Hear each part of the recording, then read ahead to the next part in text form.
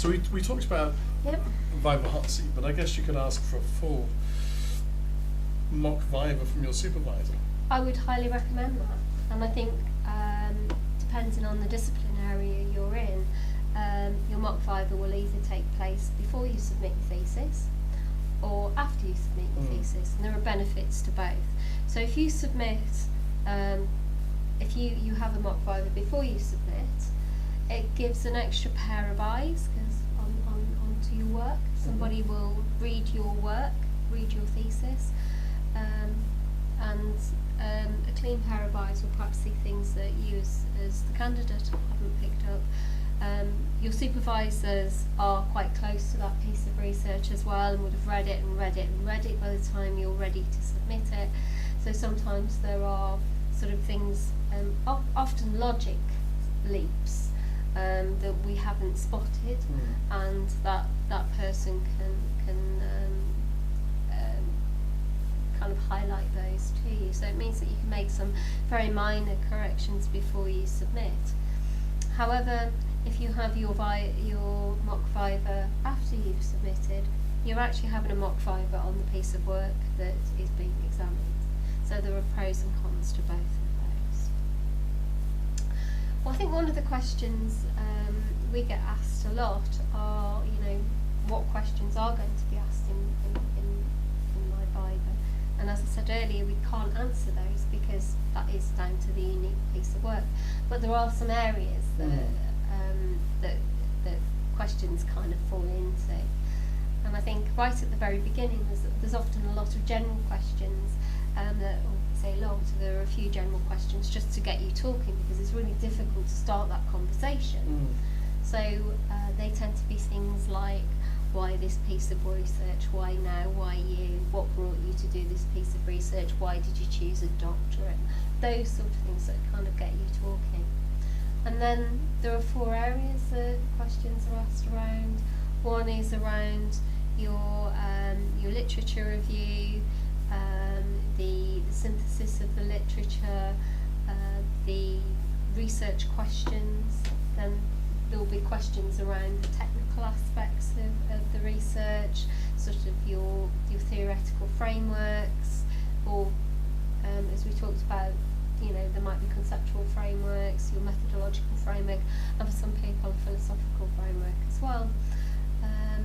Also that falls into that category are things like your data samples, what your population was, how you accessed it, what sample of that population, or who your participants were in your research, and how you accessed the field. I mean, in my experience, there are 3 general areas that we always go for. One is the exactly as you were just saying, the scope. Why have you talked to 100 people? Why not 200? Why not 50? So there has to be some accounting for the scope, and that can be very academic, or it can be pragmatic and practical. Yeah. So the scope, number 1. Number 2, the general structure of the thesis. Yeah. So why have you moved from this case study to that case study? Yeah. How does the second case study then get reflected in the development of the idea that's finally articulated in the conclusion? So there's a lot of discussion about structure. The third thing, which always happens, is exactly as you say. They may give you some niceties, how much they enjoy reading this and how impressed they are. But at that point, when the kind of niceties are over, they will get stuck into the methodology. Yeah. And often I'll see that examiners will come in with a copy of the PhD thesis, and endless post-it notes all gathered into the methodology section, which is written over, bits are scribbled out, big question marks, and you can see this over the desk and you think, oh my gosh, they're going to take me apart. But this is, the methodology is often the thing that needs the most discussion, because it's the thing that can never really be perfect, or further questions can always be raised. So I think that in preparing for the Viva, really a reacquaintance with the methodology, with what you've done, but also what you haven't done, and why you made a decision to do this but not do that.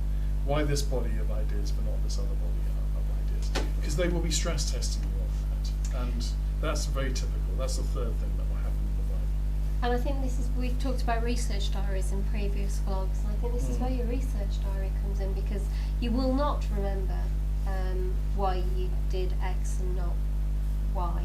Yeah. And you can't say because my supervisor told me. Yeah. You have to account for it yourself. You have to account for it, and this is where you'll collect that data as you're going through. The 4 areas that I was, methodology was one of them, and then the final area was around what you found and what that means. So I think it's really important to ensure that any conclusions that you come to are very closely aligned to your findings, and then the recommendations that you make can be aligned back into the recommendations. So looking at those linkages, being able to articulate how that recommendation has grown from your research, and being able to defend that is really important.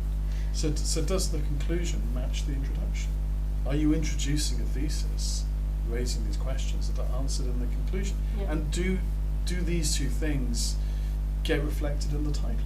Yes. So I mean, the very last thing to do is to check the introduction matches the conclusion, the first sentence and the last sentence. I think, and that's really important. And I think that perhaps there's another vlog we need to do at some point around writing the thesis. I find, kind of going back to preparing for Viva, one of the things that students often get confused about, and I think this is where the beauty of a mock comes in, is the difference between defending a piece of work and being defensive about your work. And it's very, very easy to fall into the defensive stance, particularly because you put your heart and soul into this piece of work for either the last 4 years or the last 8 years, and it's been all encompassing. So it's very easy to slip into that defensive position. So how would you define defending your work as opposed to being defensive? I think that's very important. I think that the candidate needs to know that if the examiners are asking questions, if they're questioning the approach, they're doing it in bad faith. They may be in total agreement with what you've done, but we have contracted them to test what's been done. Yeah. And to do that, they will play devil's advocate. They will come out with a series of provocations that will attempt to poke you into saying what you've done and why you've done in quite an explicit way. And therefore, you mustn't take this personally. You mustn't think, oh my gosh, they totally disagree with my approach. It's fairly often the case that you'll have a candidate who will go through a very tough Viva, will think that the worst has been done. They're going to get a resubmission. It's gone badly. Every point was a debate. Every point was argued and questioned. And then when they get the result at the end, they're told they passed and well done, what a strong piece of work. And they're very confused because they can't fit the experience of defending the work with the outcome. Yeah. The experience of defending the work has been tough, and they therefore assume the work is missing, is not what it should be, whereas the outcome has been very good. But it's because the examiners in bad faith question it. So the defensiveness is a natural reaction, one that comes from taking all this personally, and I don't think you can. Although it's very hard, as you say, because you've put your body and soul into this for a number of years. You're in a state of anxiety, perhaps. This is the big moment. If someone questions what you've done, they're questioning almost who you are and your personality and what you've done and why you've done it. But you need to take a breath. Yeah. You need to deal with it in a semi-dispassionate way. Yeah.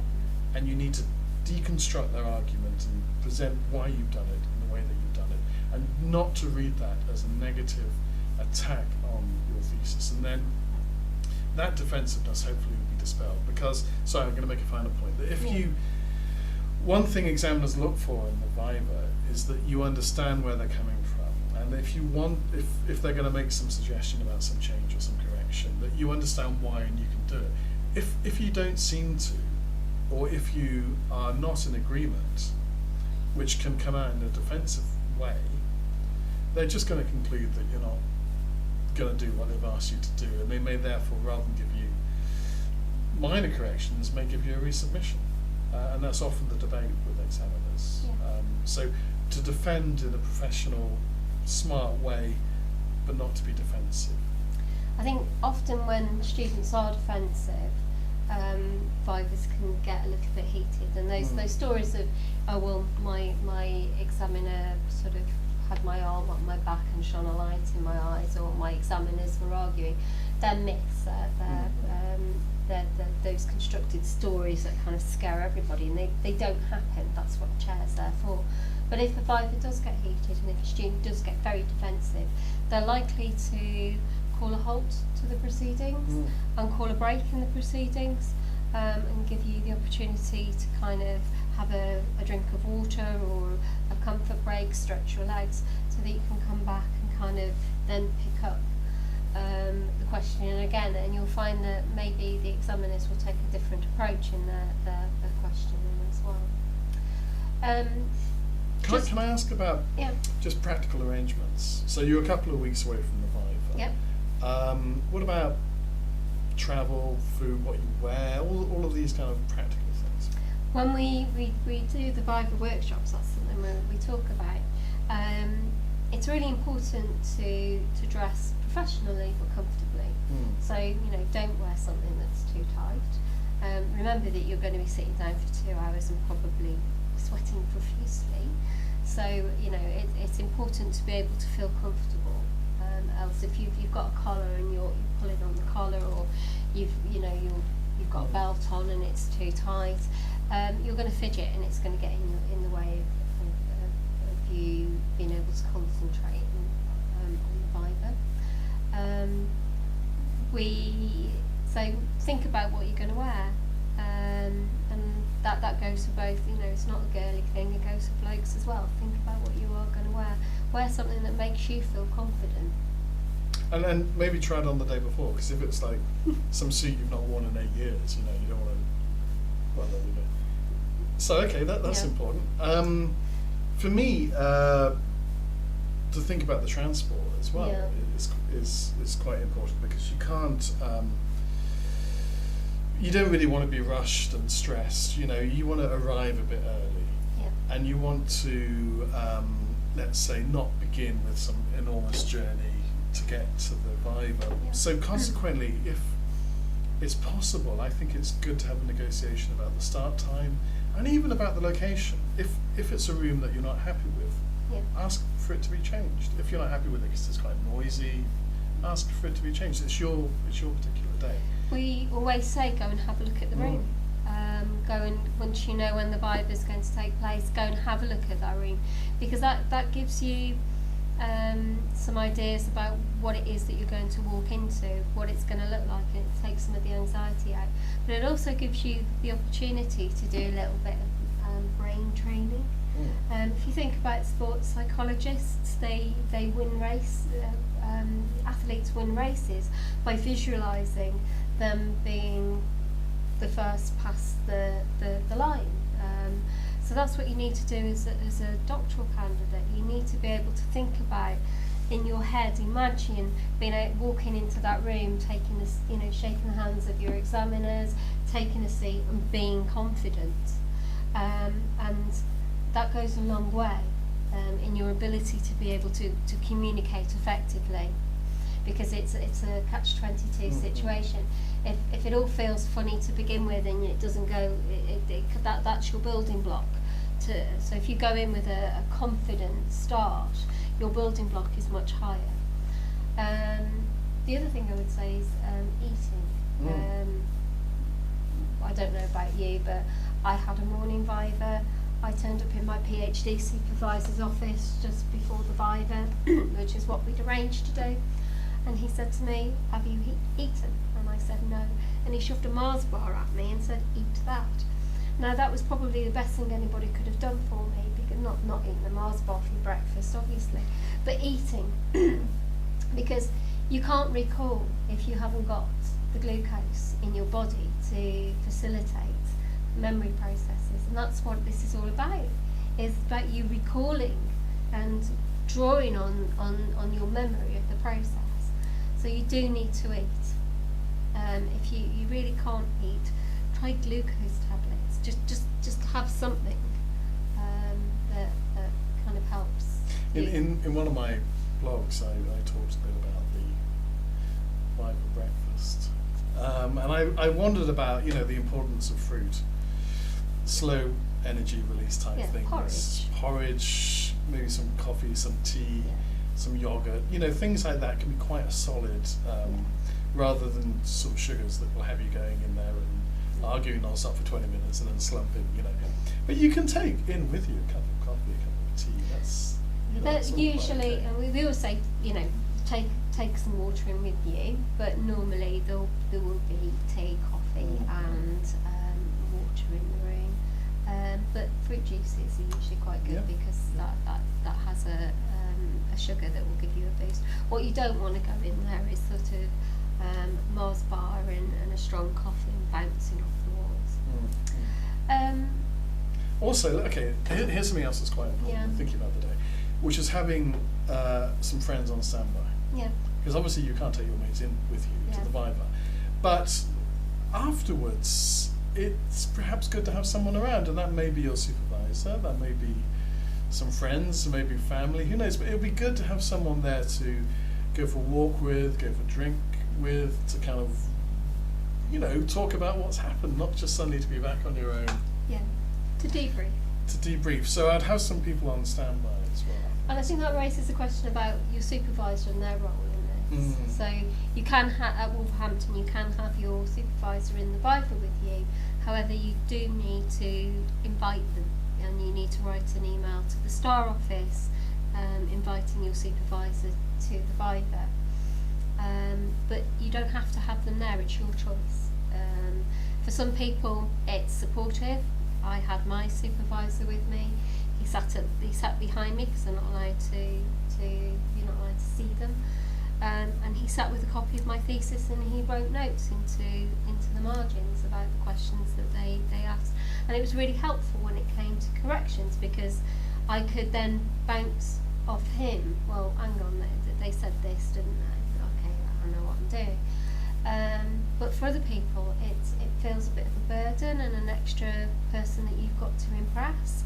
So there's no right or wrong way about this, and it's totally down to you. But it's always a good idea to have your supervisor on standby if they're not in the room with you, because they will want to know what your outcome is too. They're invested in this process. When you get the notification of the Viva, it will say to you, the external examiner was this person, and the internal examiner was this other person. And I think at that point, it's probably a good idea to scope who these people are and what they've written, especially if it's directly in your area, to get a feel for who they are. Even to maybe see if you can find a video of them speaking about something, so you get a sense of what their voice is like, or whether they're quite a laid-back conversation type, or whether it's full-on or aggressive questioning. I think that can be quite a useful thing to do as well. Yeah. So, to sum up, what would your 3 top tips be? So, number 1, take a holiday. Number 2, after you've submitted. Number 2, to begin to draw up that big index. Yeah. And then number 3, to pay attention to these practicalities of getting there and eating and what you wear and having people on standby. My advice would be go and check the room out,